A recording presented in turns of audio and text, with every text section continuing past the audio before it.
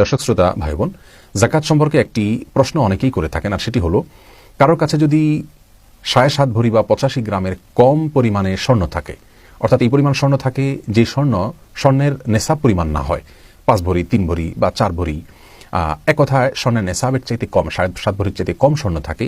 একই ব্যক্তির কাছে যদি আবার নগদ অর্থ থাকে, সেই নগদ অর্থ বা নগদ টাকা যেটা রয়েছে, সেই টাকাটাও যদি আবার জাকাতের নেশাব পরিমাণ না হয়, তাহলে এই ব্যক্তির কি জাকাত দিতে হবে কি না?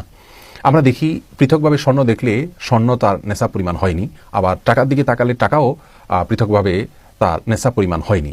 সেক্ষেত্রে এই ব্যক্তির জাকাত দেওয়া লাগবে কিনা, এ বিষয়ে আমরা দেখি জমহুর ফোকাহায়ে উম্মত বা উম্মতের বেশিরভাগ ফকিহ এবং ইমামগণ তাদের মতে এই ব্যক্তিকে জাকাত দিতে হবে যদি তার উভয় সম্পদ একত্র করার পর রূপা অথবা স্বর্ণ যে কোনো একটার নেশাব পরিমাণ যদি পৌঁছে যায়।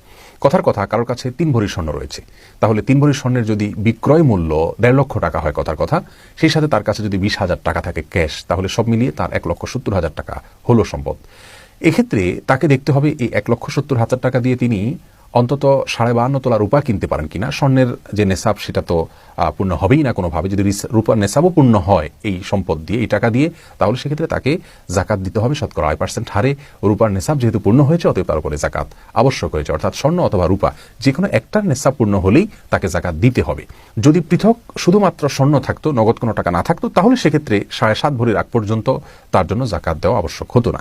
কিন্তু যখনই স্বর্ণের সাথে নগদ অর্থ যুক্ত হলো, তাহলে দুইটা মিলে, অর্থাৎ স্বর্ণের বিক্রয় মূল্য এবং নগদ অর্থ দুইটা মিলে যদি রূপার যে নেশাব সেটার পরিমাণও হয়, তারপরেও পরিপূর্ণটুকুর জাকাত দিতে হবে।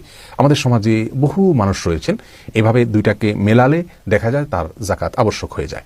অতএব আমাদেরকে এই বিষয়ে সাবধান থাকতে হবে, সচেতন হতে হবে, সতর্ক থাকতে হবে যে জাকাতের মতো ফরজ বিধান যাতে কোনোভাবে লঙ্ঘন না হয়।